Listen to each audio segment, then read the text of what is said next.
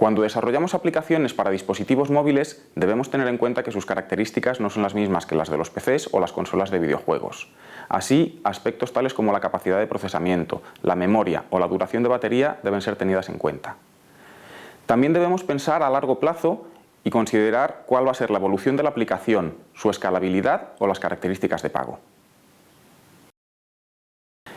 La primera cuestión que debemos tener en cuenta es si vamos a desarrollar para una única plataforma o si soportaremos distintas plataformas, distintos tipos de dispositivos y distintas versiones del sistema operativo.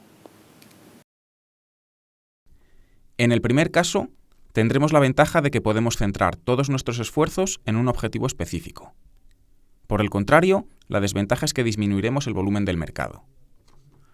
Si decidimos soportar distintas plataformas y versiones del sistema operativo, tendremos que multiplicar esfuerzos desarrollando recursos y adaptándonos a las particularidades de cada una de ellas. Además, deberemos pensar si queremos mantener un aspecto homogéneo de la aplicación en todas las plataformas, o si por el contrario queremos adaptarnos a las características específicas de cada sistema. En el primer caso, deberemos desarrollar nuestras propias librerías, mientras que en el segundo podremos aprovechar las que vienen con el sistema operativo. En segundo lugar, debemos decidir qué tipos de dispositivos vamos a soportar, bien sean smartphones, tablets o ambos. De ello dependerá que tengamos que desarrollar interfaces gráficas para distintos tamaños de pantalla o recursos gráficos para distintas resoluciones. Si vamos a dotar a nuestras aplicaciones de formas de interacción novedosas o si su funcionalidad depende de ello, deberemos analizar cuidadosamente cuáles de los sensores que nos ofrecen las distintas plataformas vamos a utilizar, así como lo que haremos en caso de que alguna de las plataformas no disponga de alguno de los sensores elegidos. En el mejor de los casos, solo supondrá eliminar funcionalidades menores de la aplicación, mientras que en otros casos puede suponer rediseñar completamente la interacción. Otra de las características de los dispositivos móviles es que son más limitados que sus homólogos de escritorio. Así, por ejemplo, su capacidad de procesamiento es menor, de manera que el resultado será menos eficiente que en los PCs. Por otro lado, si nuestra aplicación consume mucha memoria, tendremos que tener en cuenta que los usuarios que no dispongan de dispositivos de última generación probablemente no puedan utilizarla. Finalmente, hay que tener en cuenta la capacidad de almacenamiento del dispositivo. Aunque en muchos casos esta se pueda extender a través del uso de tarjetas de memoria, no siempre es así. Y si nuestra aplicación necesita residir en la memoria interna del teléfono, lo que puede suceder es que los usuarios tengan que elegir entre nuestra aplicación y las de nuestros competidores. Existen otras características que condicionan el desarrollo de nuestras aplicaciones. Una de ellas es, por ejemplo, la duración de la batería.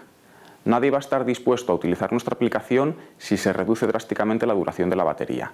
Este constituye uno de los principales motivos de queja en las tiendas de aplicaciones. También debemos diseñar cuidadosamente el comportamiento de nuestra aplicación cuando no estamos conectados a la red, bien sea porque la ha deshabilitado el usuario o porque estamos en alguna zona sin cobertura. Igualmente, debemos tener cuidado con el consumo de datos. Muchos usuarios disponen de tarifas de datos con limitaciones y no están dispuestos a ampliarlas únicamente para utilizar nuestra aplicación. Otra característica a tener en cuenta es la velocidad de la red, ya que si estamos trabajando con aplicaciones que requieran comunicaciones en tiempo real, se pueden producir retrasos indeseados. Finalmente, también debemos tener en cuenta posibles problemas en las características de posicionamiento. Si estamos usando aplicaciones que requieran la utilización del GPS, podemos encontrarnos con zonas de sombra que no nos permitan hacer el posicionamiento adecuadamente. A la hora de desarrollar nuestra aplicación, debemos pensar si lo haremos sobre dispositivos reales o sobre un emulador. En el primer caso, tenemos la ventaja de que disponemos de todos los elementos que necesitará nuestra aplicación y de un entorno de ejecución real. La desventaja es que puede resultar más caro si estamos desarrollando aplicaciones para distintos dispositivos. Si decidimos desarrollar utilizando un emulador, contamos con la ventaja de que este desarrollo va a ser mucho más versátil. Por el contrario, tendremos como desventaja que las ejecuciones serán un poco más lentas, que podemos no contar con algunos de los elementos que necesitemos a la hora de ejecutar la aplicación, como los sensores, y que determinadas pruebas necesitaremos hacerlas sobre los dispositivos físicos o en entornos reales. Aunque nuestra aplicación comience a utilizarla un grupo reducido de usuarios, es de esperar que esto cambie. A medida que más gente vaya utilizando nuestra aplicación, irán haciendo acto de presencia fallos ocultos. Igualmente, cada vez deberemos ir dotando a nuestra aplicación de mayor funcionalidad. Esto, en primer lugar, fidelizará a los usuarios actuales y, en segundo lugar, atraerá a nuevos usuarios. Por lo tanto, deberemos planificar cuidadosamente las actualizaciones de nuestra aplicación para que la experiencia de los usuarios siga siendo satisfactoria. El crecimiento en el número de usuarios de nuestra aplicación pondrá a prueba su escalabilidad y la de la infraestructura que la rodea, ya que no es igual soportar 1000 usuarios que varios millones de ellos. Además, este crecimiento en el número de usuarios se producirá con público de otros países, con lo que habrá que planificar también cómo dotar a nuestra aplicación de mayor número de idiomas. Debemos tener en cuenta desde el principio dónde vamos a querer publicar nuestra aplicación, ya que las distintas tiendas de aplicaciones imponen diferentes requisitos para poder publicarlas. Si tenemos en cuenta desde el principio estos requisitos, cuando llegue el momento de lanzar la aplicación será mucho más fácil que podamos pasar los filtros impuestos por estas tiendas.